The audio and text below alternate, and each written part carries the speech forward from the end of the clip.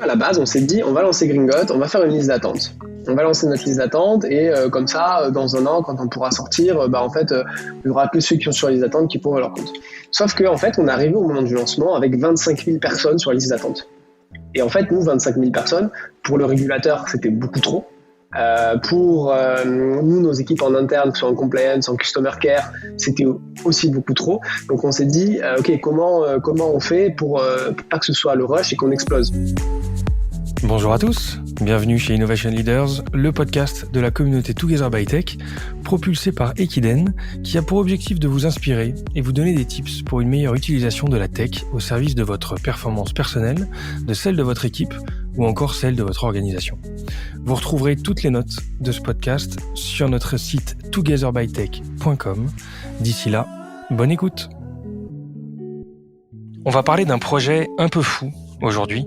En fait, pas un projet, mais un ensemble de projets, tous aussi fous les uns que les autres. Et ils forment un tout, et ce tout, ça s'appelle Gringot. Vous en avez sûrement déjà entendu parler.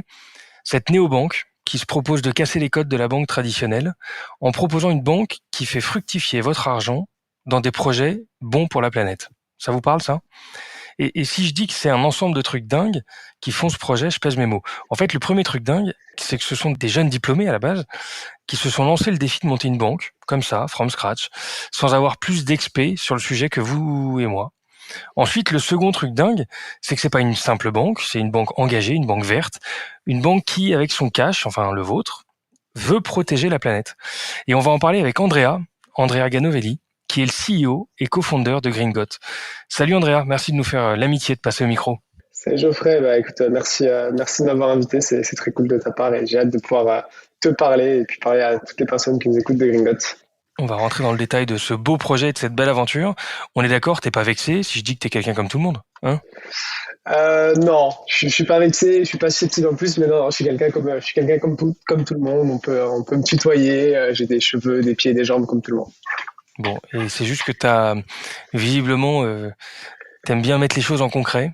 Et cette idée que vous avez eue, qui était un peu une idée folle au départ, tu fais partie de ces rares personnes qui sont capables de les mettre en œuvre, visiblement en fédérant autour de toi et autour de vous, de cette équipe Core, un monde qui a l'air de croire et de partager votre idée. Mais avant de parler de ce projet Gringot, j'aimerais bien connaître un peu plus ton parcours. Je dis au départ que tu es quelqu'un qui a pas forcément le parcours type pour monter une banque. Je me trompe peut-être. D'où tu viens ?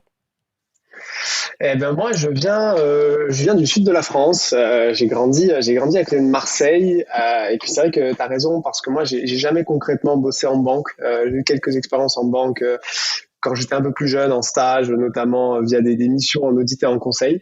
Mais sinon, moi, j'ai un parcours assez business, assez finance à la base quand même si c'est pas de la banque, c'est de la finance corporate. J'ai d'abord fait un DUT, moi, gestion des entreprises d'administration. Derrière ça, j'ai fait une école de commerce à Grenoble. Et derrière, j'ai commencé ma jeune carrière chez Pernod Ricard dans le spiritueux. Je bossais en strat et en finance. D'abord à Dublin, puis à New York. C'était super sympa. Mais voilà, il y a un peu plus de 2 ans, j'ai décidé un petit peu de tout quitter, de tout claquer pour pouvoir balancer Gringot et pour pouvoir enfin, tu vois, un peu aligner mes valeurs, tout ce que je faisais dans mon quotidien personnellement avec mon travail, mon taf de tous les jours, pour pouvoir enfin être vraiment aligné avec mes convictions les plus profondes, quoi. Bon, et justement, tu l'as dit, Pernod Ricard et la banque, c'est pas forcément très lié. C'est compliqué de monter une banque. Il y en a peu qui se lancent. Comment tu arrives à ce projet ? Et avant le projet, comment ça s'est fait d'un point de vue people de l'équipe ? Parce qu'on voit, pour ceux qui connaissent un peu Gringot, vous connaissez Maud Caillot, qui est la cofondatrice et CMO de ce projet. Vous étiez combien à la base à vous réunir autour de cette idée ? Et cette rencontre entre vous a eu lieu comment ? En fait, si tu veux, tout à l'heure, je te disais que moi, j'ai vécu un petit peu à New York. Et en fait, c'est là où j'ai rencontré Maud, qui du coup, comme tu l'as dit, s'occupe, c'est un peu la partie visible de l'iceberg parce qu'elle s'occupe de la partie marketing et com. Et donc, on la voit beaucoup sur les réseaux. On s'est rencontrés à New York. Moi, j'avais toujours cette volonté, cette fibre entrepreneuriale à impact. On s'est rencontrés comme ça. Et puis, elle aussi, on a commencé un peu à discuter. On a eu un bon fit. On a eu un peu un alignement des projets.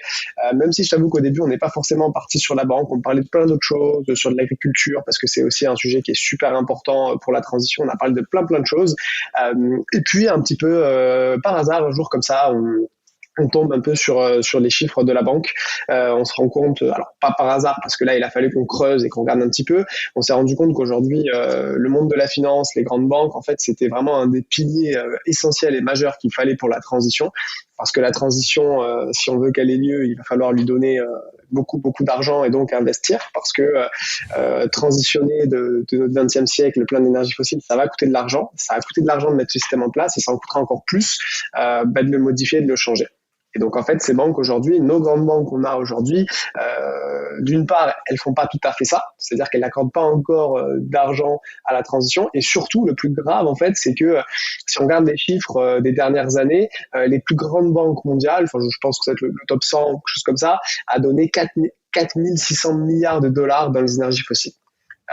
Et sur ces 4600 milliards au niveau mondial, les banques françaises, les grandes banques, je les citerai pas, on les connaît tous, elles sont vraiment pour certaines parmi celles qui contribuent le plus à ça. Et donc c'est pour ça en fait que nous on s'est dit ok, il faut vraiment qu'on fasse quelque chose pour pouvoir financer ces projets. Il faut qu'on fasse quelque chose pour permettre aux gens de financer facilement la transition. Donc de fil en aiguille, on s'est dit ok, le mieux pour ça, c'est de faire une banque quoi. Et comment tu as fait le tri entre ces différents projets-là? Tu te dis pas à un moment donné que se lancer dans une banque, c'est un truc complètement insurmontable? Si c'était facile, ça se saurait. Il n'y avait pas plus simple que ça comme projet? Alors en fait, si tu veux, il y avait probablement plus simple, mais nous aujourd'hui, on pense que, la simplicité, en vrai, si c'était si simple que ça et si il y avait une solution facile, quelqu'un l'aurait déjà fait. Nous, on pense qu'aujourd'hui, la transition, c'est un problème, la transition écologique environnementale, c'est un problème qui est compliqué à adresser et on peut pas le résoudre qu'avec des solutions simples. Il faut des solutions compliquées. Aujourd'hui, il y avait déjà quand on a lancé Greengot plein de solutions pour épargner en finançant des projets, pour faire tout un tas de choses, mais c'est une solution qui nous ne paraissait pas assez complète. Enfin, ce sont des solutions qui ne nous paraissaient pas assez complètes, plein de défauts, plein de problèmes qui sont très bien pour résoudre certains, mais qui dans l'ensemble peut pas convenir à tout le monde, qui peut pas forcément permettre une liquidité, plein de détails qui fonctionnent pas. Donc pour nous, c'était vraiment la banque qui s'est imposée. Alors juste un petit disclaimer pour ça, nous on n'est pas tout à fait une banque. Quand je dis une banque, c'est que on n'a pas de licence d'établissement de crédit comme peuvent l'avoir la BNP, la Société Générale. On a des niveaux de licence moindres. On a pour objectif de devenir une banque et un établissement de crédit dans les prochaines années. En attendant, on commence déjà avec des partenariats entre certains acteurs qui nous permettent de fournir des services bancaires jusqu'à ce qu'on puisse le faire nous-mêmes en toute indépendance. Et est-ce que ça veut dire que vous êtes en sous-traitance, vous sous-traitez cette activité bancaire derrière? Comment est-ce que ça fonctionne techniquement? C'est pas le mot sous-traitance, c'est pas vraiment le mot que j'emploierais parce qu'en fait, nous, si tu veux, on a surtout des partenaires qui nous permettent de nous connecter, par exemple, au réseau SEPA, au réseau Mastercard, mais on n'est pas des sous-traitants d'une grande banque. On travaille avec une banque. Nous, on travaille avec Arkea, par exemple, pour faire certaines choses, pour se connecter justement à ces réseaux-là. Mais c'est pas de la sous-traitance, c'est un partenariat. Ok. Bon, et en tout cas, on est à quelle année au moment où tu décides avec Maud de vous lancer sur ce projet-là? Alors on commence à en discuter en 2019, fin 2019, et on commence vraiment à rentrer dans le vif du sujet Covid, mais avant le Covid. Genre vraiment, on commence à bosser sur ça quand à la télé, il commence à s'affoler de ce qui se passe en Chine. Janvier, février, mars 2020, quoi. C'est ça, janvier et février, on commence vraiment à bosser et on prend un peu les premières claques dues au Covid parce que c'est un projet qui est super ambitieux dans lequel on se dit qu'il va falloir trouver plein d'argent, plein de fonds et on se dit avec le Covid, les marchés financiers qui s'effondrent, des gens qui ont dû perdre plein d'argent, à mon avis, ça va pas être si facile que ça de trouver de l'argent et donc c'était pas le meilleur moment, mais finalement on est toujours là 2 ans et demi après, donc voilà. Ouais, là et bien là. Mais alors raconte-moi, vous êtes dans un café ou je sais pas où au bureau avec Maud, vous décidez de monter une banque. Une fois qu'on dit ça, on fait quoi concrètement? On commence par quoi? T'appelles des contacts qui bossent dans la banque? Je serais curieux de savoir par quoi on commence. En fait, quand on commence à faire ça, en fait, on commence un peu à chercher tout ce qui existe sur le marché. On commence à regarder un peu quelles sont les solutions pour faire ça. Alors, tu vois, on s'est pas lancé en se disant OK go et ensuite on cherche. On a cherché et ensuite en ayant eu une première salle d'information, on s'est dit OK, c'est faisable, on va le faire. Donc en fait, là, on s'appuie beaucoup sur ce que font beaucoup de néobanques qui sont sortis récemment. Tu vois, tu as eu une première vague Revolut, N26 qui sont sortis en 2015-2016, qui elles vraiment ont fait plein de choses et qui depuis, grâce à elles, c'est un secteur qui s'est un peu démocratisé démocratisé grâce à plein d'acteurs. Tu vois, aujourd'hui, il y a plein de néobanques qui sont sortis sur le secteur des ados, par exemple. Il y en a en France, en Allemagne, il y en a partout. Et en fait, aujourd'hui, ce système dont je te parlais, qui s'appelle le Bank as a Service, l'open banking, voire avec des SP2 et toutes ces choses-là, en fait, en cherchant là-dessus, tu te dis, OK, aujourd'hui, c'est possible, il va falloir beaucoup bosser, ça va être long, mais c'est quelque chose qui est faisable. Et c'est comme ça qu'on s'est lancé. On a commencé à chercher, à regarder un peu ce qui se passait. On a vu aussi que des acteurs comme Gringot, il en existait déjà un aux États-Unis, par exemple, avec Aspiration, que tu connais peut-être, qui a déjà des millions d'utilisateurs. On s'est dit, OK, si les Américains peuvent le faire, pourquoi pas nous, quoi. Ok. Quelles ont été les grandes étapes entre début 2020 et mi-2022 comme aujourd'hui? Il y en a eu plusieurs. Déjà, la première grosse étape pour nous, ça a été de trouver un troisième cofondateur, un profil technique qu'il nous fallait forcément avec nous, parce que donc moi j'ai un profil, on va dire, corporate finance, stratégie business, Maud un profil très market com, et il nous fallait forcément un CTO là-dessus. Donc on a rencontré Fabien assez rapidement. On a réussi à rencontrer Fabien et il nous a rejoint sur le projet quelques mois seulement après. Fabien un tout petit peu plus âgé que Maud et moi, puisque nous on a la trentaine ou un peu moins, Fabien en a 36, et lui pour le coup a vraiment bossé sur des solutions d'architecture bancaire. Il avait bossé au Crédit Agricole, au LCL, et c'était vraiment un sujet que lui maîtrisait bien, et donc il a été tout de suite séduit par ce sujet, et parce que on a tous les trois une vraie fibre environnementale et on voulait vraiment faire quelque chose tous les trois. Donc première étape, Fabien qui nous Constituer rejoint. l'équipe et équipe complète en tout cas pour le top management du projet, quoi. Exactement. Ensuite, ce qui est très important, c'est de trouver les bons partenaires. Donc, comme je te disais, aujourd'hui, on fait pas tout nous-mêmes. Donc, il faut pouvoir se connecter au réseau SEPA, au réseau Mastercard et faire toutes ces choses-là. Ça s'est fait. Alors, il y a eu plein de péripéties sur ça. On a commencé avec un partenaire, puis finalement, on s'est rendu compte que tout ne pourrait pas marcher et fonctionner avec ce partenaire. Donc, on a dû changer. Mais disons que la deuxième étape, ça a été de commencer avec un partenaire, ce qui nous a déjà commencé à permis de structurer notre tech et tous ces éléments-là. Et ensuite, il a fallu forcément lever des fonds, parce que on a beau être très motivé, on a beau avoir du temps. Aujourd'hui, à 3, faire une néobanque, c'est pas du tout possible. Donc, il faut recruter une équipe. Pour recruter une équipe, il faut pouvoir avoir de l'argent, pouvoir payer des salaires. Et pour ça, il fallait forcément lever des fonds. Et quand tu dois lever des fonds sur un deck, parce que c'est vraiment ce qu'on a fait sur un projet de néobanque qui était encore un peu à l'époque vraiment à ses balbutiements, ça peut prendre du temps, surtout quand t'as pas forcément de track record comme c'était le cas pour nous avant, et surtout quand t'as pas forcément fait Polytechnique et HEC comme c'est malheureusement un peu trop souvent le cas de beaucoup de founders aujourd'hui dans l'univers de la tech en France, quoi. Et alors, tu t'y es pris comment pour lever ces fonds? Ça a été très très long. On s'y est pris exactement de la façon dont il fallait pas au début. C'est quelque chose que moi je recommanderais vraiment de ne pas refaire. On a demandé à des potes de nous filer des mailing lists de business angel et on envoyait des mails à tout le monde. Et ça, du coup, ça marche absolument pas, parce que en fait, c'est des gens, des business angels pour certains, qui reçoivent 15-20 dossiers tous les jours. Et en fait, si tu te fais pas introduire, si tu trouves pas une façon particulière d'attirer leur attention, ça ne marche absolument pas. Donc, on a perdu énormément de temps à faire ça au début. Finalement, à force de persévérance, ça a réussi à fonctionner, mais là, ça nous emmène, tu vois, on a closé, on a finalisé notre première levée de fonds pour quelques centaines de milliers d'euros en décembre 2020. Donc, tu vois, ça a mis quand même bien 6 mois. Donc, ça a pris beaucoup de temps. Et maintenant, alors... Ça paraît pas si compliqué que ça, 6 mois, non? C'est quand même pas mal, parce que tu vois, si on me dit 6 mois pour lever... Oui, si tu fais 6 mois que ça, oui, effectivement, c'est beaucoup de boulot. Si tu fais ça à 90% de ton temps pendant 6 mois, et pour des montants qui finalement, tu vois, à l'époque sont pas énormes, hein. On parle de quelques centaines de milliers d'euros, pas de millions d'euros. Donc tu te dis, ouais, ça a pris beaucoup de temps, et finalement on a réussi. Et donc on a pu recruter nos premiers employés en tout début décembre 2020. Et puis là, enfin, on a pu commencer à passer la seconde sur la création à la fois du produit, sur la création de Gringot aussi, de la structuration de notre communauté. Je pense qu'on y reviendra après, mais c'est quelque chose qui pour nous est très très important, notre communauté. Et donc ça a été, on est parti sur la tech, sur les aspects financiers, les aspects marketing, communauté, et voilà, vraiment on a pu commencer. Et ensuite, il y a eu 2 ans, enfin 1 an et demi de travail suite à ça. Et puis là, enfin, la dernière grande étape qu'on a passée, c'était le 20 avril dernier. On a enfin ouvert nos comptes au grand public, et puis voilà, c'est ça un peu à mon avis, les 3 ou 4 grandes étapes de la vie de Gringot jusque-là. Okay. Et justement, je parlais d'un projet ambitieux tout à l'heure. Tu peux nous donner quelques chiffres et quelques illustrations un peu pour qu'on mesure la dynamique de ce projet et la dynamique dans laquelle vous êtes? Écoute, nous on a aujourd'hui, alors si on parle d'un point de vue liquidité, parce que c'est quelque chose qui est très très important pour nous. Ouais. Nous aujourd'hui, on a, si je fais le calcul, pratiquement 150 000 personnes qui nous suivent sur les réseaux sociaux. Donc c'est quand même assez énorme. On a vraiment réussi à créer ça. On implique notre communauté dans la création de contenu, on leur montre nos coulisses, on les fait participer à nos grandes décisions, nos grands choix. Ils nous aident à choisir des projets dans lesquels on va investir. Ils nous aident à choisir des choses très importantes comme des logos, plein de choses comme ça. Et d'ailleurs, on organise assez souvent des verres avec eux pour les rencontrer. Donc vraiment, cet aspect communautaire est super important pour nous. Il nous permet aussi de nous faire connaître. Donc, 150 000 personnes qui nous suivent sur les réseaux.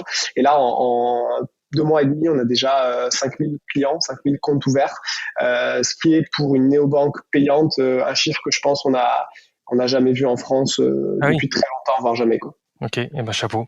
Et pour en revenir sur le combat que vous menez sur la partie un peu financière, perso, j'avais pas forcément conscience, et peut-être que je suis pas seul dans ce cas-là, que les banques traditionnelles financent des projets qui seraient mauvais ou dangereux pour la planète.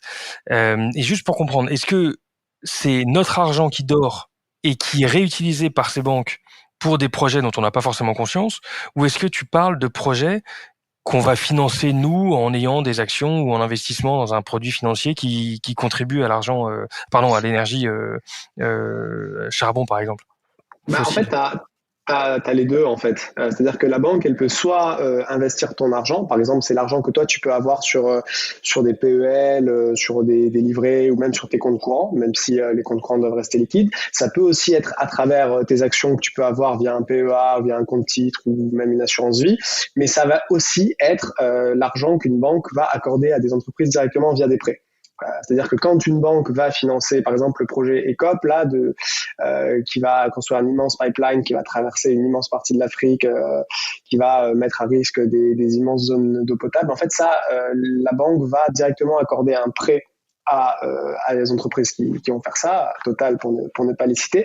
Et en fait, ça, la banque va faire ça grâce à ce qu'on appelle de la création monétaire, la plupart du temps. La création monétaire, c'est-à-dire que la banque a le pouvoir, ça c'est quelque chose dont on ne sait pas forcément, la banque a le pouvoir de créer de l'argent. Et la banque, ce pouvoir de création monétaire, donc elle crée de l'argent comme ça, quand la banque te fait un crédit, c'est en général de l'argent qu'elle décide de créer. Et ça, en fait, elle peut le faire, mais c'est limité par rapport à la quantité à la fois de fonds propres qu'elle peut avoir, mais aussi par rapport au dépôt qu'elle a pu collecter sur de la liquidité. Et donc en fait, ça, quand toi, tu as ton argent dans une banque, tu augmentes son pouvoir de création monétaire. Et donc, c'est pas ton argent directement qui lui permet qui est reprêté, on va dire, mais c'est quand même ton argent qui lui permet de financer des choses. Et sur ça, en fait, elle va rien te dire. Autant sur ton épargne, quand tu as des actions, elle va à peu près te dire où sont ces actions, ça c'est normal. Sur des PEL, sur des livrets, elle va le faire, mais en général, c'est quand même très très flou. Tu peux demander, c'est pas sûr que tu aies une réponse. En revanche, sur les prêts qu'elle accorde grâce à la création monétaire qu'elle a pu faire indirectement grâce à ton argent, là, tu n'as aucune visibilité. Okay. Donc, Et vous lancez est-ce que c'est un défi? Est-ce que c'est compliqué de maîtriser quand vous serez une banque ou même en étant aujourd'hui la néobanque que vous êtes? C'est à quel niveau de complexité de maîtriser les flux ou peut-être pas les flux, mais en tout cas, où va ton argent? Est-ce que tu le maîtrises facilement et tu arrives en ovni ou finalement c'est relativement facile pour vous de maîtriser ça? Non, mais c'est super difficile. Après, c'est quelque chose qui est très probablement plus facile à faire from scratch que pour un acteur qui existe déjà. Parce que eux, ils ont déjà, en fait, si tu veux, ces grandes banques-là, elles sont nées au 19e ou au début du 20e siècle. Elles sont nées, en fait, en même temps que les révolutions industrielles. Et en fait, elles ont grandi et prospéré sur les révolutions industrielles, le pétrole, le charbon et tous ces acteurs-là. Donc, en fait, elles sont tellement grandies, elles sont tellement entremêlées avec ces acteurs-là que c'est très difficile pour elles de s'en débarrasser. Surtout que quand tu regardes un peu les comex de ces grands acteurs, très souvent, il y en a un qui est à la fois dans la banque et à la fois aussi dans le pétrolier ou dans l'autre, et ça devient très compliqué. Pour nous, en fait, le fait d'être totalement accès à ça, c'est plus facile. Maintenant, ça reste quand même très compliqué. Nous, aujourd'hui, on n'a pas la possibilité, par exemple, d'investir les dépôts. C'est-à-dire que l'argent qu'il y a sur ton compte courant, nous, en fait, on peut pas du tout l'investir. On ne souhaite pas faire ça. On a essayé de le faire. En fait, on a vu que les seuls actifs dans lesquels on pouvait investir via ça, c'est des actifs qui n'avaient pas du tout nous plaire, pas forcément en accord avec nos valeurs. Donc, en fait, nous, ce qu'on dit, c'est qu'aujourd'hui, tu as ton épargne dans lesquels tu vas investir dans des entreprises et dans des projets pour financer la transition, et tes dépôts, sur ton compte courant, lui, on va le bloquer. Et en fait, plutôt que de l'investir dans des trucs dont on n'est pas trop fan, en fait, le fait de le bloquer, te dire au moins, il arrêtera d'avoir un impact négatif. Et à côté de ça, on va agir sur ton compte courant pour t'aider à faire en sorte que ta consommation, la rendre le plus en plus vertueuse possible. C'est-à-dire qu'on va pouvoir faire des dons sur chacun de tes paiements sans que ça te coûte quoi que ce soit. On va pouvoir avoir un calculateur de CO2 sur chacune de tes dépenses et tout un tas de systèmes, des systèmes d'arrondi qui vont arriver bientôt qui vraiment te permettront d'avoir une consommation plus vertueuse. Et à côté de ça, des produits d'épargne dans lesquels tu vas pouvoir investir et soutenir la transition en attendant d'avoir du crédit et d'autres types de produits. Ok, donc il y a quand même une reco où, ouais, on verra dans la communauté, mais sur la mise en avant de produits qui sont quand même en accord avec vos valeurs, sur des fonds d'investissement climat ou des choses comme ça, quoi. Ouais, bien sûr, bien sûr. Mais ça, nous, tu vois, on a fait le choix de pas sur les comptes courants. C'était pour nous aujourd'hui trop compliqué pour nous de le faire. Ouais, Et en fait, pour l'instant, on n'arrive pas à le toucher. Et, pour l'instant, voilà, on en fait rien. On les bloque. Ok, bien. Et ça remet pas en cause la viabilité économique de votre boîte, le fait de bloquer les comptes courants, parce que j'imagine que c'est quelque chose de rémunérateur pour les banques classiques. Et vous privez de ce revenu peut-être. C'est quelque chose de rémunérateur pour les banques classiques, mais nous, tu vois aussi, c'est pour ça aussi qu'aujourd'hui, nous, Gringot, c'est 6 euros par mois, ce qui est peut-être 1 ou 2 euros ou de plus qu'un compte courant classique dans une autre banque. Et voilà, nous, c'est un choix qu'on a fait. Aujourd'hui, on considère que c'est un problème aujourd'hui qu'il faut, le réchauffement climatique, il va falloir vraiment auquel on s'attaque. Et on pense aujourd'hui que les Français sont prêts à payer, tu vois, sur une année 30 à 35 euros de plus pour leur compte bancaire pour réduire leur source d'émissions de CO2 numéro 1 ou numéro 2 quoi, sur leur patrimoine. Je vous prends 10 secondes pour vous dire que ce podcast vous est proposé par Equiden. Equiden, c'est la start-up qui vous accompagne dans vos projets tech, product, data et engineering et qui repense l'approche des ESN traditionnels. En 2 ans, cette société de conseil compte plus de 130 personnes et s'est déployée dans 6 pays. Pour en savoir plus et pour participer à l'aventure, suivez-nous sur LinkedIn ou sur equiden.com, E2KIDEN. Bonne écoute! On parle un peu de tech, ça m'intéresse. T'es pas le CTO du projet, mais j'aimerais bien voir un peu comment on installe une infrastructure ou même tous ces partenariats dont tu parlais tout à l'heure. C'est beaucoup d'intégration, j'imagine, derrière. Comment on fait le choix de système, le choix des technologies et comment ça s'est passé dans l'installation de cette infrastructure? Ouais, il y a un truc qui est très compliqué sur notre projet. Enfin, il y en a plusieurs, hein, mais c'est surtout le nombre de partenaires qu'on a. C'est-à-dire qu'on va avoir un partenaire pour faire du KYC, c'est-à-dire le KYC, donc c'est toute la partie donc reconnaissance de ton client, avec savoir que la personne qui ouvre un compte est bien qui elle prétend être et que tu fais pas face à de la fraude. Tu vas avoir toutes les connexions et les intégrations au réseau SEPA, au réseau Mastercard, au système de transaction monitoring, au système, tous les différents systèmes de flux. Enfin voilà, il y a énormément système de reporting, j'imagine aussi. Système de reporting, et il y a énormément en fait de partenaires et c'est très très difficile en fait, même d'un point de vue au-delà d'un point de vue purement tech, d'un point de vue gestion de projet IT, de réussir à mener tout ça de front parce qu'il faut aussi que ils soient tous prêts au même moment parce qu'évidemment eux ne se parlent pas entre eux, mais toi tu as besoin de les synchroniser. Là, en ce moment, on est en train de bosser pour Apple et pour Google Pay aussi, qui sont des features qu'on nous demande beaucoup. Et pareil, c'est assez compliqué de faire en sorte que Apple et Google ne se chevauchent pas.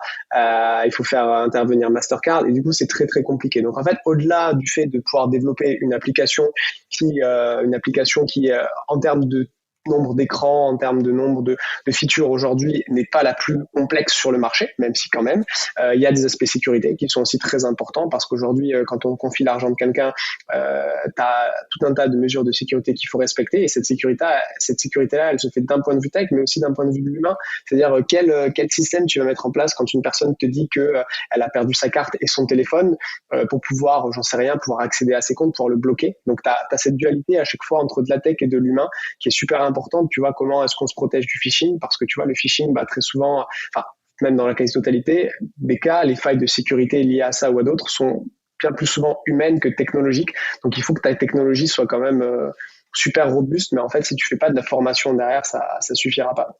Donc ouais, c'est une complexité qui est aujourd'hui assez importante. Et après, au-delà de ça, tu as aussi faire en sorte que ta techno, ton appli, tes serveurs soient suffisamment scalables parce qu'aujourd'hui, nous, l'objectif de Gringot, c'est d'avoir des centaines de milliers, voire des millions d'utilisateurs dans quelques années. Et l'objectif, c'était pas de créer une application pour pouvoir avoir 10 000 comptes, mais vraiment faire un truc qui soit robuste depuis le début. Et ça peut prendre pas mal de temps, quoi. Et tous ces use cases de je perds ma carte, je perds mon téléphone, il y a moyen d'accélérer un peu la définition de ces process parce que d'autres l'ont fait pour toi ou est-ce que toi, tu as vraiment l'impression de repartir à zéro et de réinventer tes process pour tous les sujets? Alors Je te cache pas que la première fois quand N26 et Revolut l'ont fait, ça a dû leur prendre plus de temps que pour nous. Ouais. Nous, on peut s'inspirer de ce que ces gens ont fait là. Après, le truc, c'est que il faut toujours que tu adaptes un peu parce que eux, ils peuvent se permettre de faire ça parce qu'ils ont un statut qui est différent du tien ou parce qu'ils sont basés au UK ou parce qu'ils sont basés en Allemagne. Et toi, il faut aussi que tu vois par rapport à ce que te permet la législation en France. Bon, tu as des acteurs en France, mais des acteurs qui sont en France avec exactement le même statut que toi, exactement sur la même verticale, il y en avait pas forcément, voire pas du tout. Donc, il faut aussi que tu réfléchisses tous ces process et que tu les réintègres pour qu'ils fonctionnent le mieux possible avec toi. Ok. Ouais, ça va être assez complexe, assez passionnant, mais effectivement assez complexe. Et il y a aussi un autre sujet, il y a toute la partie compliance. Quand on parle de banque, on parle de réglementaire, de sujets qui sont liés justement au reporting, à des process KYC, à des process AML, des choses comme ça. Là, vous avez géré, vous êtes fait accompagner par l'extérieur, vous avez aussi détricoté tous ces sujets de votre côté? Alors nous on s'est fait accompagner aujourd'hui. On a commencé. Alors c'est moi qui avais pris une grande partie de ces sujets-là en interne à la base. J'avais de la chance, c'est que moi j'ai pas fait de banque, mais j'ai plein de potes qui ont bossé longtemps en banque et qui m'ont beaucoup aidé, notamment pour au début pour soumettre les dossiers. On s'est quand même fait aider par un cabinet spécialisé sur la fin pour relire et corriger notre dossier, le dossier qui est parti pour se faire agrémenter par la CPR notamment. Même si on avait fait une grosse partie du travail. Et ouais, c'est quelque chose de très complexe. Comme je vous le disais au début, on n'est pas un établissement de crédit, donc on n'a pas besoin d'un dossier de 3000 pages, mais on a quand même un dossier de plusieurs centaines de pages qui a dû être validé par les autorités. On a dû attendre, ça a été très long aussi parce qu'en fait, c'est des autorités de régulation qui te posent beaucoup de questions et qui te demandent des réponses très rapides, mais eux de leur côté prennent un peu plus de temps pour te répondre. Voilà. Mais aujourd'hui, on a une équipe de compliance aujourd'hui avec déjà 5 personnes, un chief compliance officer et ses équipes. Ouais, donc c'est important. Hein, nous, on est 25 dans l'équipe, donc c'est une grosse partie de notre équipe qui est dédiée à ça. Je pressentais, ouais. C'est des sujets qui sont évidemment très importants sur toute la partie. On parlait de transaction monitoring, toute la clôture d'un compte en cas de fraude, toutes les relations avec les autorités, TRACFIN en cas de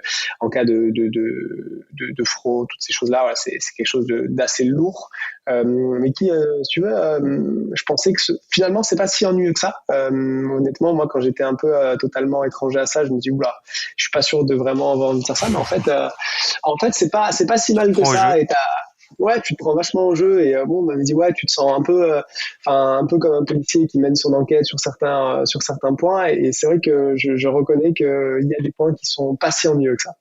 Bon, et il doit y avoir aussi un changement de statut que tu dois avoir dans les yeux de tes partenaires, parce que quand je reviens en 2019, il y avait pas grand chose, mais 2020, 2021, on te prenait peut-être pour un jeune fou, et finalement aujourd'hui tu as les chiffres qui parlent énormément. Est-ce que tu sens qu'il y a aussi des partenaires qui te regardent autrement aujourd'hui?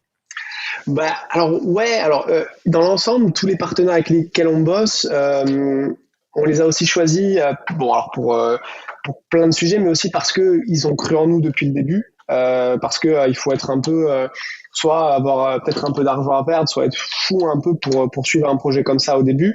Et du coup, ils ont tous regardé de façon assez bienveillante. On avait aussi aujourd'hui, quand on a commencé à l'époque, un sujet qui parlait aussi à beaucoup de monde, même dans des grands groupes, même dans d'autres startups. En fait, le fait de eux pouvoir se dire, moi, je veux contribuer à un projet qui va avoir de l'impact. Je pense qu'on a été regardé avec plus de bienveillance que d'autres fintech qui ont eu des visées un peu moins nobles que la nôtre. Après, ouais, on commence vraiment à être pris de plus en plus au sérieux. On se fait surtout énormément démarcher. Et là où c'est drôle, c'est que des gens qui nous ont pas répondu pendant des mois et des mois parce qu'on voulait avoir accès à leur solution au lancement, aujourd'hui nous envoient un mail toutes les semaines pour parler avec nous. Et ouais, c'est surtout ça qui est drôle. Côté un peu grisant, mais c'est que le début encore. Et raconte-moi, juste on revient sur la partie levée de fonds, parce que c'est un des gros sujets, et ça va en être un régulier, parce que chaque étape va amener son lot d'investissement, de recrutement. Je repense à Alan, quand j'en discutais avec Charles Gorentin, le CTO. Eux, ils avaient obtenu leur financement sous réserve d'obtenir l'agrément assurance. Vous avez réussi à avoir des financements avant d'avoir cet accord, on va dire, de cette capacité à opérer, ou finalement c'était lié?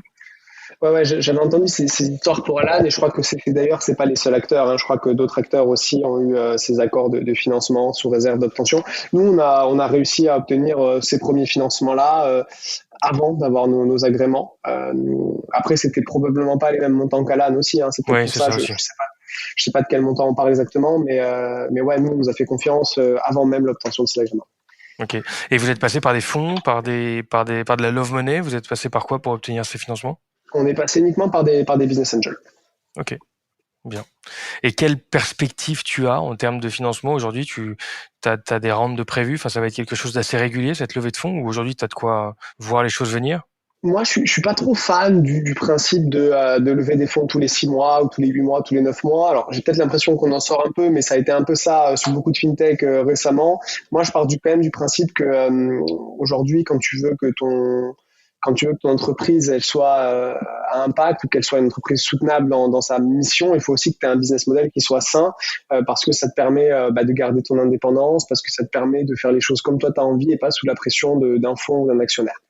Bon, Ok. ça veut pas dire qu'on va plus jamais lever de fonds. Évidemment, on va devoir lever des fonds, mais nous, on considère vraiment que voilà, c'est pas la levée de fonds, c'est pas une finalité, c'est simplement un moyen de faire ce qu'on veut. Là, on a bouclé un tour récemment, il y a quelques semaines, encore une fois uniquement avec des business angels, parce qu'on a un projet qui plaît et qui séduit beaucoup de particuliers, de personnalités. Et l'objectif, ce serait d'aller relever des fonds d'ici la fin de cette année ou le début d'année prochaine, qui nous permettra là d'agrandir encore plus l'équipe et d'aller voir un petit peu ce qui se passe dans d'autres marchés européens, parce qu'aujourd'hui Gringot est présent en France et en Belgique, mais on a la possibilité d'aller rapidement dans d'autres pays de la zone euro. Donc c'est quelque chose qu'on veut faire et qu'on fera, je pense, dès 2023. Et est-ce que vous allez au point de sélectionner des investisseurs? Bon, là, en l'occurrence, avec des billets, c'est peut-être c'est peut-être ça l'idée en fait finalement de parce que vos investisseurs vont potentiellement financer d'autres projets qui sont pas forcément en accord avec le positionnement et les valeurs de Gringot. Est-ce que vous regardez ça aussi? Alors, je t'avoue que non, on n'a pas fait un audit de chacun de nos investisseurs, mais on a refusé des investisseurs et nous, tous les investisseurs qu'on a aujourd'hui chez Gringot ont une volonté de financer des projets impact et croient vraiment à la fois dans ce qu'on fait, dans la mission de Gringot, mais aussi dans le fait qu'il faille aller vers une économie qui soit moins carbonée et qu'il faille faire cette transition. Après, je t'avoue que je suis pas allé vérifier ce dans quoi ils avaient investi et c'est plus délicat, tu vois. Après, tu as aussi beaucoup de personnes qui se sont mis à l'impact récemment et qui ont dans leur portefeuille des boîtes dans lesquelles ils ont investi il y a plusieurs années, qui sont pas forcément les plus clean, tu vois, mais c'est des sujets qui sont tellement récents aussi pour beaucoup que on peut pas sanctionner entre guillemets ces gens-là pour des erreurs du passé, quoi. Ouais, je comprends. Bon, 25 personnes dans l'équipe, 5 personnes en compliance. Le reste des équipes s'organise comment? Alors on a aujourd'hui 6 ou 7 personnes à la tech, autant en ce qu'on va appeler com, market, acquisition, c'est un grand pôle. Et après, dans ce qui reste, il reste encore 5 ou 6 personnes sur des sujets un peu plus financiers, administratifs et opérations que je gère directement moi avec des équipes. Donc c'est à la fois faire en sorte que on choisisse les bons projets dans lesquels on va pouvoir investir, à la fois faire en sorte que la boîte tourne et un petit peu orchestrer tout le reste. Donc ça, Ouais, si je comprends bien, c'est ton rôle de CEO, ça. ouais, c'est ça. En fait, si tu veux, donc je te disais, on a Maud qui va gérer tout le pôle marketcom. L'objectif, c'est de faire connaître Gringot et d'avoir le plus de membres et utilisateurs possible. Fabien va s'occuper de la partie tech produit parce qu'il est tech, mais il a aussi une vision UI/UX parce qu'il a fait un petit peu de ça dans une autre vie. Et ensuite, il y a moi sur les opérations, l'administration, et je chapeaute un petit peu l'équipe Customer Care et l'équipe Compliance aussi. Ok, qui a dû avoir un peu de boulot par rapport à l'ouverture de Ouais. tous ces comptes récemment, mais on en reparlera juste dans un instant. Moi, je me demandais par rapport à ton rôle et à celui de Maud, c'est pas évident de voir le projet grandir comme ça. Et je sais pas si c'est naturel pour vous et comment vous le vivez, enfin plutôt toi, parce que c'est toi qui m'intéresse pour le coup, mais comment tu le vis, ce changement de dimension? Est-ce que c'est facile de rester, on va dire, à la barre d'un projet comme celui-ci en termes de rythme, en termes d'enjeux de communication, de gestion de l'ensemble de ces sujets qui sont parfois très complexes et parfois très légers comme des réseaux sociaux, des choses comme ça, le management des équipes qui grandissent, voilà, les contacts que vous devez avoir aussi parfois à haut niveau pour avoir un peu de networking ou de facilité, je m'en rends pas compte, mais voilà, les choses se passent comment dans ton évolution dans ce projet-là? C'est pas facile, hein. C'est une bonne question que tu poses parce que tu vois, là, on est encore, et moi-même, je suis encore très opérationnel sur beaucoup de sujets, de moins en moins. C'est-à-dire qu'en fait, il y a des choses, je suis pas encore sur un rôle de complet management des équipes. C'est-à-dire qu'il y a beaucoup de choses que je vais traiter en direct, mais ça arrive de moins en moins. Et tu vois, de perdre des fois le contrôle sur certaines opérations, c'est pas facile. Tu vois, je te disais au début que j'ai géré la compliance pendant longtemps. Là, le fait d'avoir une vraie équipe maintenant, j'ai petit à petit lâché ces aspects-là. Et c'est des choses qui sont assez peu naturelles finalement, je trouve, parce que on t'apprend que ok, c'est super de manager des équipes, mais c'est pas facile de créer ton projet, de créer une embryon d'équipe et ensuite de le laisser à quelqu'un, de partir sur autre chose. Donc est-ce que c'est facile? Je sais pas si c'est facile. Est-ce qu'on fait ça bien? Je sais pas non plus. En tout cas, on le fait. On verra bien ce qui se passe. Tu sais, moi, ça me fait toujours rire les gens qui disent dans leur première boîte, qui ont un plan avec un organigramme super complet. Ils disent voilà, on va suivre ce plan-là et on verra. Moi, je pense quand même que tu fais les choses et tu vois un peu comment ça se passe et tu te dis bon bah vas-y, je le fais. Et puis en fait, tu te rends compte que ça marche pas. Donc en fait, tu vas prendre quelqu'un pour le faire et tu vas avancer. Et moi, je suis vraiment un adepte du test and learn sur beaucoup de choses. Et je pense que faire des plans sur la comète, tu vois, des fois même à 3-4 mois, on sait pas du tout ce qui va se passer. Alors tous les gens qui disent qu'à à N+6, ils vont recruter cette personne, à N+12, celle-là et tout, c'est probablement vrai quand tu dépasses un certain stade, mais à d'autres niveaux, c'est pas encore du tout le cas. Et donc on fait les choses, on voit, et puis on se dit ok, là il faudrait quelqu'un, donc on se met à la recherche de quelqu'un, on recrute et on avance comme ça. Et après, tu disais aussi comment est-ce qu'on partage notre emploi du temps. C'est assez difficile de trouver, parce qu'on est énormément sollicité, de trouver le bon équilibre entre le networking, les personnes qu'on va rencontrer, et rester auprès de ces équipes sur des sujets très opérationnels, d'être avec eux s'il y a une difficulté, quand on a un bug, quand on a un truc sur la plateforme, il faut aussi être là. Et si tu prends des cafés toute la journée, si tu prends des verres toute la journée parce que tu dois rencontrer telle personne ou telle personne pour préparer ta levée de fonds, c'est plus difficile. Donc c'est un équilibre qui est difficile à trouver. Bon. Et les équipes sont toutes centralisées ou décentralisées? Vous êtes organisé comment physiquement? Alors, on a des bureaux qui sont en région parisienne, mais si tu veux, toutes nos équipes tech, produits sont en full remote. Les équipes market, com se voient 1 à 2 fois par semaine au bureau. Le reste, c'est quand même du remote. Et nous, ça nous va assez bien comme ça. Ça a été plus compliqué pour les jeunes au début, parce que c'est difficile d'apprendre quand tu es totalement à distance. On a réussi, en utilisant des vrais adeptes de Notion, on a des vrais parcours d'onboarding qu'on a réussi à construire au fur et à mesure sur Notion. Et là, on a des gens qui arrivent à être de plus en plus autonomes sur leur onboarding. Ils arrivent à avoir un peu un système de buddy qui peut un peu leur expliquer un petit peu aujourd'hui comment ça va se passer leurs premiers jours, les premiers mois, les premières tâches. Et ça marche, ça commence à bien marcher. Mais cool. Nous, on est, tu vois, sur le fait d'être passé un petit peu aux États-Unis, que ce soit moi ou Maud, nous, on n'est pas du tout à fliquer les gens. Nous, on fait énormément confiance à nos équipes. On considère qu'il y a une mission à faire, que si elle est faite, tu vois, si tu as à 17h, tu as fini ta journée, tu t'en vas à 17h. Et puis si tu as un rendez-vous chez le dentiste à 16h, tu vas chez le dentiste pendant 2 heures. On va pas te demander d'aller poser ta demi-journée. Je trouve ça un peu ridicule, moi, personnellement. Donc on est assez souple sur ça, quoi.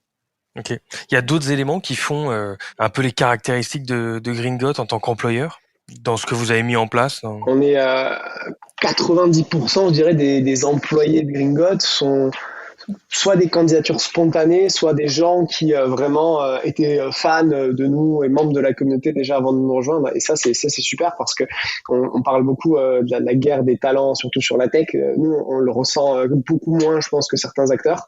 On a plein de monde qui veut bosser pour nous. On refuse les devs. Franchement, 2 ou 3 par semaine facilement, alors que des gens qui ont largement le niveau de bosser avec nous parce qu'on a vraiment beaucoup de sollicitations. Donc ouais, on est tous unis et motivés, si tu veux, par cette volonté de bouger les choses au niveau de la finance et de la transition écologique. Et alors évidemment, on a tous des sensibilités différentes, tu vois, sur l'échiquier sur l'échelle de la transition. Mais en tout cas, on a tous conscience que ce qu'on fait, c'est important au-delà de nos propres ambitions de carrière, toutes ces choses-là. On veut vraiment tous bouger les choses et on partage tous cette envie, quoi. Donc du coup, ça se ressent beaucoup dans l'équipe et dans la motivation de tout le monde. Et après, je pense que on essaie d'être le plus sympa aussi, si je puis dire, avec notre équipe, parce que nous, on pense aussi que si tu veux, si les gens viennent bosser et n'aiment pas ce qu'ils font, ou s'ils n'aiment pas leurs collègues et tout, bah en fait, en termes de motivation, ça va être très compliqué. Donc, on essaye vraiment de rester souple, nous, d'être accommodant au maximum avec les gens. Et je pense que si tu fais bien tes entretiens, si tu choisis les bonnes personnes, tu vois, c'est peut-être un livre que tu as peut-être lu, c'est No Rules Rules de le fondateur de Netflix. Alors, on n'est pas à ce point-là hein, de dire qu'il faut de la densité des talents et qu'ensuite, quand tes talents sont super denses, tu peux les laisser faire ce qu'ils veulent, parce qu'on n'est pas tout à fait à ce point-là avec des gens qui ont 15 ans d'expérience. Mais nous, c'est quelque chose qu'on regarde beaucoup et on se dit que c'est des choses intéressantes, quoi. Si tu choisis des personnes qui sont smart, qui sont motivées, qui ont envie d'être là parce que la mission leur plaît, tu peux leur laisser de l'autonomie et de la liberté, quoi. Ouais, clairement. Bon, et en parlant de personnes, il y en a d'autres qui sont en dehors de la boîte, mais qui font bien avancer la machine. C'est toute cette communauté, et ça, c'est un des éléments fascinants chez vous. J'en parlais pas mal avec Arthur Aubeuf de Time récemment. Et d'ailleurs, j'imagine que vous vous êtes croisés, que vous vous connaissez, parce que je vois pas mal de parallèles entre Gringot et Time, mais je savais pas que le lien était si établi que ça. Tu peux me donner quelques éléments donc sur cette communauté? Tu m'as dit tout à l'heure qu'il y avait 150 000 personnes. Avec le recul, parce que bon, je pense que c'est Maud, mais tout le monde est un peu impliqué. Elle est tellement présente cette communauté chez vous que tout le monde l'a en tête et l'alimente sûrement et l'anime sûrement. Mais qu'est-ce qui a fait que vous avez réussi à générer autant d'engouement autour de votre projet et cette communauté, elle a été créée comment et elle est animée de quelle manière en fait? Alors ça s'est fait un peu de façon, ça s'est fait très progressivement, hein, si tu veux. Aujourd'hui, quand on a commencé Gringot, nous on s'est dit que c'était un peu David contre Goliath. Tu vois, clairement, tout petit acteur qui va aller challenger les gros, la Société Générale, la BNP, tous ces gens qui ont des dizaines et des dizaines de milliers d'employés en France et dans le monde. Nous, on a commencé, on était 3, 10 et 25 aujourd'hui. On s'est dit que on allait avoir besoin de soutien, on allait avoir besoin de force et de courage, et c'est cette communauté qui nous la donne là.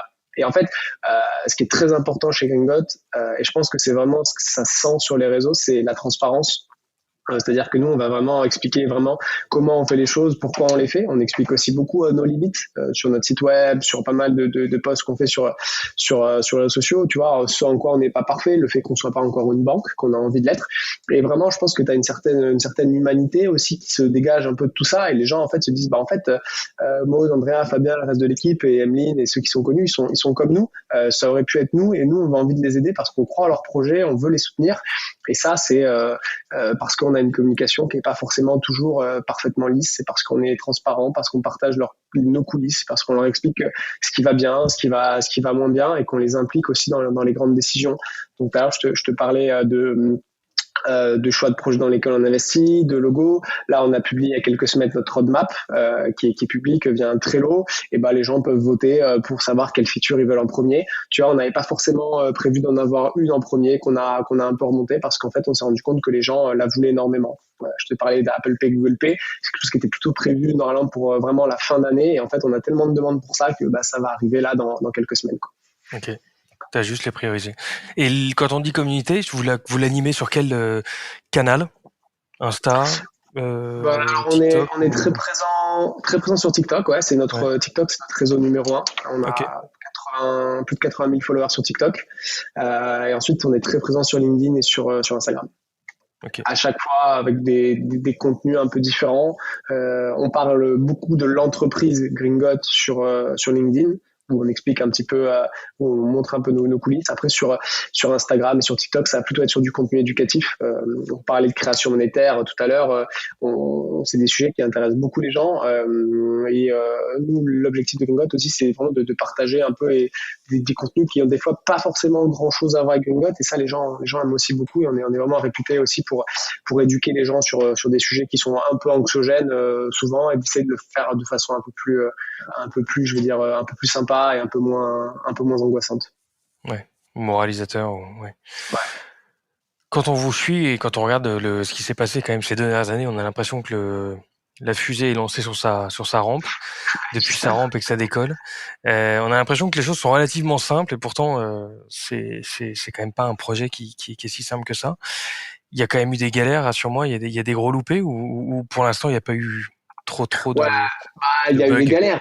Non, il y a eu des galères. Il y a certaines que je je te raconterai, que je peux te raconter en off, mais là je suis sous NDA, enfin non même pas, du coup je suis sous NDA, je peux même pas te raconter, mais c'est assez, ouais non, il y a eu des galères, on a eu 1 an de retard aussi, hein, donc c'est des vraies galères parce que Dû à quoi?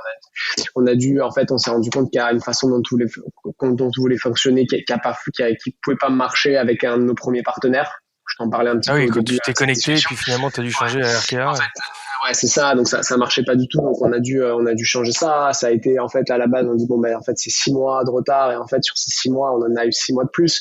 Mais tu vois, par exemple, Ok. c'était en mai 2021, on a dit ok retard. On a annoncé à tout le monde septembre et on pensait vraiment qu'en septembre on pourrait sortir. On s'est dit allez, on dit septembre, peut-être que ce sera octobre. Et en fait, en octobre, on a dû rajouter 6 mois de plus à ce mois d'octobre-là parce que plein de galères, parce que le fait de devoir coordonner 5, 6, 7 partenaires en même temps, c'est super compliqué. Et donc, ouais, des grosses galères d'un point de vue tech, d'un point de vue réglementation et compliance aussi. Notre dossier a mis beaucoup plus de temps que prévu à être accepté parce que avec les Covid, tous les trucs ont été engorgés, ça a mis vachement de temps. On a eu des surprises aussi quelques semaines juste avant notre lancement. Si tu veux, moi je vais me connecter sur le site. En fait, si tu veux, il y a la BPI. On a eu un prêt de la BPI et la BPI nous demande juste une preuve du fait qu'on ait l'autorisation. Donc, nous, on n'a pas de document qui dit que Gringot est autorisé à opérer. En revanche, on est présent sur un site web et sur le site web, il y a la liste de toutes les néobanques qui peuvent faire ce qu'elles font. Donc moi, je me connecte pour donner ça et je ne vois plus. Et ça, c'était genre 3 semaines avant le lancement, tu vois, 1 mois avant le lancement. Et ça, c'était un vendredi. Et genre, je regarde ça. Et je me suis arraché les cheveux, tu vois. Et genre, vraiment, la cata, tu vois. Et genre, j'en parle à Maud et à Fabien tout de suite. On passe un week-end de merde tous les trois. Et on dit, bon, bah, lundi matin, il faut qu'on l'annonce aux équipes. Parce que là, bah, on sait pas ce qui se passe et tout. Et évidemment, c'était déjà 18h le vendredi. J'ai pas pu Connecté avoir de personne, réponse. ouais. Et en fait, le lundi, je les appelle. Ah oui, on a eu un bug sur la plateforme, quoi. Et il y avait tout le monde, sauf il manquait 3 acteurs sur les 300 dans toute l'Europe qui étaient référencés, et on était dans les 3, quoi. Et donc, ouais, je pense plein de Non, des péripéties galères, comme ça, tu vois. Mais ouais, des galères comme ça. Et puis après, voilà, des trucs qui marchent pas comme tu veux, des retards sur plein de choses. Et puis, ouais, il y a toujours c'est quand même des assez ouf galères. d'avoir réussi à maintenir votre communauté en haleine et aussi active, alors que finalement, tu décales le time to market de quasiment 1 an. Et les mecs se sont pas formalisés, ils sont restés derrière, quoi. Bah, en fait, on a expliqué ce qui s'est passé, on a expliqué pourquoi est-ce qu'on avait du retard, on a expliqué que nous aujourd'hui faire les choses différemment comme on veut les faire à Gringot, ça prend du temps, qu'on a peut-être un peu naïvement aussi pensé que ce serait plus simple que ce que ça l'a été. Nous, on pensait que en 1 an on pourrait faire ce qu'on a fait, et en fait, ça en a mis 1 année de plus. Et ouais, on a expliqué, voilà, on pensait faire ça, et c'est passé ça, donc on n'a pas pu le faire de cette façon-là. Donc on est vraiment désolé, on va avoir du retard. Et très honnêtement, nous, on a été très surpris par le nombre de messages de soutien qu'on a reçus, des gens qui nous découragent, vous allez réussir, et on continue de vous soutenir, d'être là. Et ça nous a énormément touché, et ça nous a permis Ça de booste. nous mobiliser toute l'équipe et tout, parce que c'est pas facile quand tu dois même annoncer à ton équipe en interne que en fait tu vas avoir un minima 6 mois de retard, quoi. Ouais. Bon, bien. Et alors, on parlait de time to market, mais le lancement a été fait d'une certaine manière parce que ça m'a amusé de voir que vous l'aviez fait un peu en non public, en privé, en fait, un lancement privé suivi d'un lancement public. Ça s'est passé comment, cette idée de lancer les choses en 2 temps? En fait, si tu veux, à la base, on s'est dit, on va lancer Gringot, on va faire une liste d'attente. On va lancer notre liste d'attente et comme ça, dans 1 an, quand on pourra sortir, en fait, il y aura que ceux qui sont sur la liste d'attente qui pourront leur compte. Sauf que, en fait, on est arrivé au moment du lancement avec 25 000 personnes sur la liste d'attente. Et en fait, nous, 25 000 personnes, pour le régulateur, c'était beaucoup trop. Pour nous, nos équipes en interne, que ce soit en compliance, en customer care, c'était aussi beaucoup trop. Donc on s'est dit, ok, comment on fait pour pas que ce soit le rush et qu'on explose, parce qu'on voulait vraiment nous pouvoir accompagner toutes les personnes qui ouvrent leur compte, les appeler s'il y avait un problème, les suivre, leur répondre aux questions et être sûr aussi Avoir une approche très quali, quoi. Avoir une approche très très quali et être sûr que tout se passe nickel en termes de fraude vis-à-vis de la CPR et qu'il n'y ait pas de problème. Donc en fait, on a eu l'idée de distribuer des codes en fait qu'on a soit donné aux gens qui étaient les plus motivés de cette liste d'attente là, soit qu'on a caché sur les réseaux sociaux, dans des vidéos, dans du contenu. Et en fait, on a décidé d'activer quelques centaines de codes par jour dans les premières semaines. Et du coup, c'est comme ça que ce système de code l'a appris, où tu pouvais, en fait, tu avais ton code, il était valable une fois pour toi et une fois pour une autre personne, si tu voulais parrainer quelqu'un d'autre. Ouais, donc ça a super bien marché. D'ailleurs, pour la petite histoire, on avait pris les paris avec certaines personnes de l'équipe sur le premier jour. Combien de temps il faudrait pour que les 500 premiers codes soient épuisés de la première journée. Donc, on avait ouvert le matin, mercredi à 9h. Et des plus optimistes, c'était Clément, je crois, il avait dit à 15h, je pense que les 500 codes seront épuisés. Et à 9h01, il n'y en avait plus du tout. Mais non. Et genre, il y avait 2500 tentatives de code. Ouais. Genre un truc assez malade, quoi. Donc, ouais, ça a vraiment, c'est là où on s'est dit, ah ouais, là, c'est chaud. Là, c'est parti, quoi. Donc, et ça pète pas à ce moment-là, tes systèmes tiennent, les équipes tiennent. Alors, les systèmes ont super bien tenu parce que c'est ce que je te disais, on a vraiment construit un truc ultra robuste qui est fait pour pouvoir accueillir 20 fois, 50 fois plus de clients qu'on en a aujourd'hui. En revanche, les équipes, elles ont transpiré ce jour-là. Les gens ont fini un peu plus tard et on avait mal aux doigts et aux mains et aux yeux et tout partout. À force de cliquer, à force de parler et tout. Mais ouais, c'était cool. Mais quelle journée de dingue, quoi. Ça devait être une journée de ouf. Ouais, journée de dingue et le soir, tu dors pas. Parce qu'en fait, t'es tellement excité. Tu repenses à tout ce qui s'est passé, tu sais même plus si c'était la veille ou le jour même. Ouais. Et déjà, tu te couches tard parce que t'as du taf et quand tu te couches, ça va à 3 minutes dans ta tête, tu dis ah ouais, il y a ça, et t'arrives pas à dormir. Et en fait, le matin, tu te relèves et tu vois que, en fait, les 500 codes que tu redonnes sur la journée d'après, ils partent pas en 1 minute, mais ils repartent en 3 minutes cette fois-ci. Tu dis ah ouais, bon, ça va durer. C'est des vénères. Bon, c'est des bons problèmes, quoi. Ouais, bon, ça fait partie des souvenirs assez intenses, j'imagine. Bon, et raconte les prochaines étapes, là. Qu'est-ce qu'il faut vous souhaiter en termes de réussite sur les prochaines étapes? Nous, ce qu'il faut nous souhaiter, c'est de continuer à avoir autant de visibilité et d'exposition grâce à notre communauté sur les réseaux sociaux. C'est super important parce que on disait aujourd'hui on a dépassé il y a quelques semaines maintenant les 5000 comptes, mais c'est encore le tout début, hein. On peut et on va, je suis sûr, faire beaucoup plus que ça. Et pour réussir à faire ça, il faut qu'on arrive à lancer d'autres produits. Là, on bosse beaucoup sur les produits d'épargne. Ça prend du temps. C'est compliqué de faire les choses comme on veut sur l'épargne pour être sûr que l'argent de nos membres et de nos clients va pas aller financer n'importe quoi et va aller vraiment financer ce qu'on veut dans la transition. Donc ça devrait être présent, ça devrait être disponible à l'automne. On bosse vraiment beaucoup.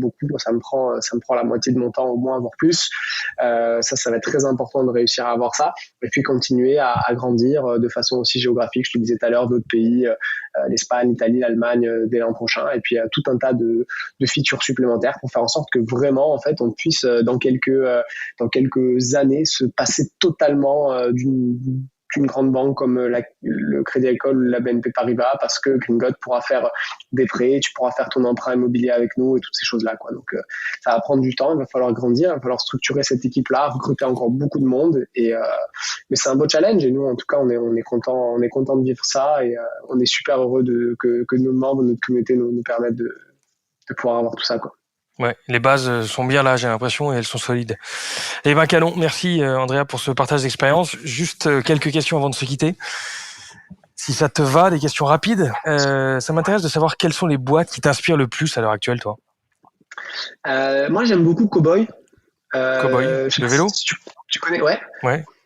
En fait, ce que je trouve génial et ce que moi je trouve super, c'est que ils arrivent à mêler à la fois un truc qui est bon pour l'environnement, c'est-à-dire le vélo qui est électrique et qui très souvent, je l'espère, va remplacer des motos, des scooters ou même des voitures, et en fait avec un truc qui soit cool et bon aussi pour ta santé. Et moi je pense qu'aujourd'hui, pour faire quelque chose qui soit efficace pour lutter pour la transition, c'est d'allier un peu plusieurs choses, parce qu'aujourd'hui toutes les personnes, quand elles font un effort pour la planète, pour le climat, pour l'environnement, il faut aussi qu'il y ait un bénéfice pour elles. Et je trouve que Cowboy, tu vois, c'est vraiment le mix parfait de ça. La boucle vertueuse. T'as un bénéfice pour ta santé parce que tu pédales même si c'est électrique. En plus, ils ont fait des trucs qui sont assez stylés quand même. Je trouve t'as la classe avec ça, et en plus de ça, c'est un truc bien pour la planète. Et donc je trouve que c'est un peu un mix. Il manquerait plus que ça te rapporte un peu d'argent de pédaler, et alors là, ça serait le festival. Si tu recharges ta batterie et tu peux la brancher, non, c'est vrai. Mais je trouve ça vraiment cool. Bon, et en parallèle, il y a des personnes qui t'inspirent, toi, ou qui t'ont inspiré dans ton parcours? Bah écoute, il y a mon équipe. Ouais. C'est peut-être un peu bizarre de dire ça, mais ouais, il m'inspire vachement. Enfin, les cofondateurs, Fabien et Maud, je trouve que, tu vois, pour Maud, elle a un culot d'envoyer des messages ou alors de tenter les choses qui est assez impressionnant, je trouve. Et puis Fabien, une machine de travail aussi qui s'arrête pas. Chacun Donc, dans son domaine. Ça doit être assez excitant. Il y a des rencontres qui t'ont marqué jusqu'ici?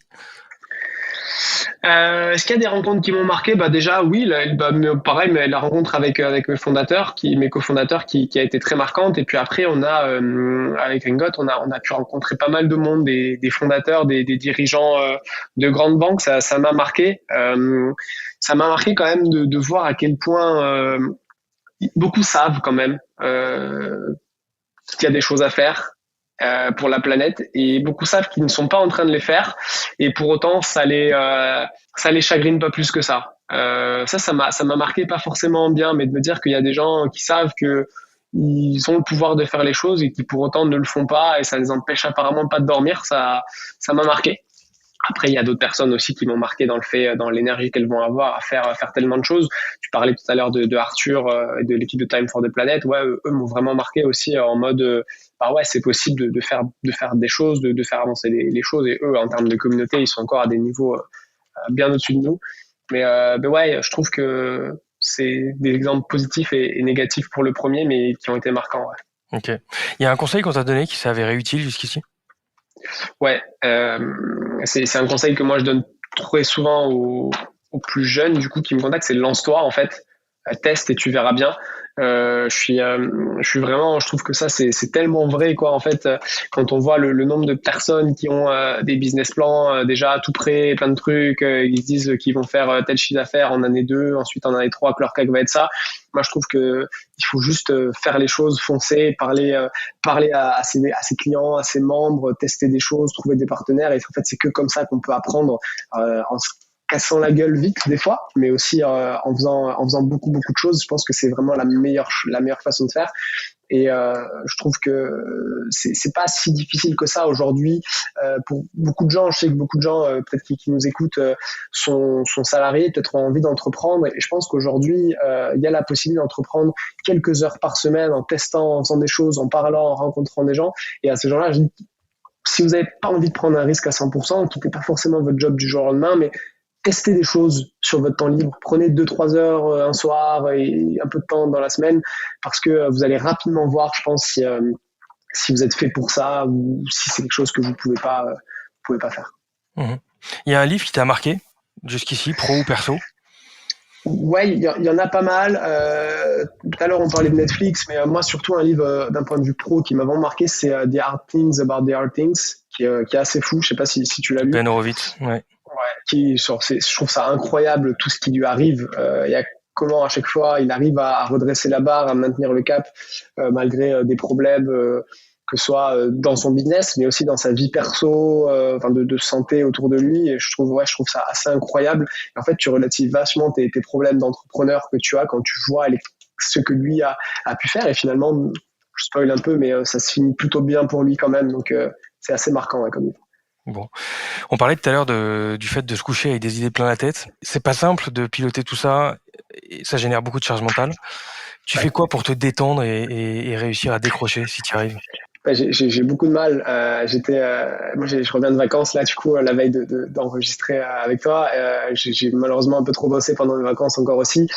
J'ai du mal à couper, je t'avoue. Il faut que j'essaye de plus en plus là. On m'a conseillé de télécharger Bamboo, de mettre un peu à la méditation. Je t'avoue que j'y arrive pas encore. Il faut que je le fasse, mais j'ai un peu de mal. C'est difficile. J'essaye de couper. Pas beaucoup de conseils de ce côté-là. Non, mais il va falloir, parce que là, je vois mes premiers cheveux blancs qui arrivent sur les tempes et c'est pas très bon, je pense. Bon. Et en dehors de Gringot, est-ce qu'il y a une app dans ton téléphone? Tu parlais de Bamboo, je sais pas si c'est ça, mais que tu pourrais recommander à tout le monde d'avoir?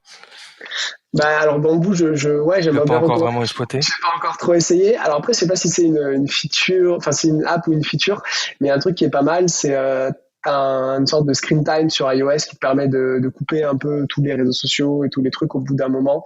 Je crois que c'est un truc qui est natif à iOS et qui m'aide pas mal, parce que trop souvent sinon je me perds sur des réseaux sociaux. Ouais. Et ça, je trouve ça pas mal pour réussir vraiment à t'organiser de la meilleure façon qui soit. mais c'est pas vraiment une app. Et puis ouais, c'est pas Bamboo, pardon, je suis sur mon téléphone, c'est Petit Bambou. Petit Bambou, exactement. J'avais fait le lien. Est-ce qu'il y a une personnalité qui évolue dans l'univers tech ou l'innovation, qui a un parcours un peu inspirant et que tu me recommanderais d'avoir à ce micro? Une personnalité tech qui a un parcours inspirant pour avoir à ce micro-là. Ou dans l'innovation, ça peut être l'innovation sociale, environnementale, managériale. T'as déjà eu Arthur, je crois. Ouais. T'as déjà eu Arthur. Il y a aussi, alors c'est drôle. Moi, j'ai rencontré il y a quelque temps l'équipe de Gringo. Guillaume. Oui. Alors c'est pas une blague, ça s'appelle Gringo et c'est pour ça d'ailleurs j'ai envoyé un petit message, parce que c'était assez drôle son nom et c'est assez cool ce qu'ils font. Ils essayent de construire un Airbnb vert pour la planète. Et je trouve qu'ils ont une super approche parce que tu vois, ça mêle encore une fois le voyage, le plaisir et des choses très sympas avec quelque chose qui soit un peu puissant. Et donc tu vois, c'est pas du tout dans l'aspect punitif et ça je trouve ça très sympa. Après, d'un point de vue un peu moins tech, il y a Marc de Cryptown que tu connais peut-être déjà et ça j'aime beaucoup aussi parce que c'est Cryptown, c'est une plateforme. Alors, je veux peut-être pas très bien le pitcher, mais ils essayent de construire. Ils sont en train de construire une place disons une bourse en fait décentralisée qui permet aux particuliers de financer des TPE en fait via de la blockchain. Et ça, je trouve ça bien. On en a pas beaucoup parlé, mais moi, je crois beaucoup que la finance décentralisée pourra nous amener pas mal de choses pour financer la transition aussi. Les cryptos consomment pas mal d'énergie certaine, c'est vrai, mais je pense qu'il faut pas enterrer la finance centralisée si vite que ça, et j'aime beaucoup ce qu'ils font. Eh ben, merci pour ces conseils, merci pour ces feedbacks. Bravo, Andrea, pour tout ce parcours jusqu'ici, ce beau projet, et à toute cette équipe derrière. Hâte de voir ce que Gringot nous réserve pour les années à venir, en tout cas, et à bientôt, j'espère. Merci, Geoffrey, à bientôt. Salut, Andrea. Voilà, cet épisode est terminé. J'espère qu'il vous aura plu. Si c'est le cas, suivez-nous sur LinkedIn ou directement sur notre site togetherbytech.com. Prochain épisode dans quelques jours. D'ici là, portez-vous bien.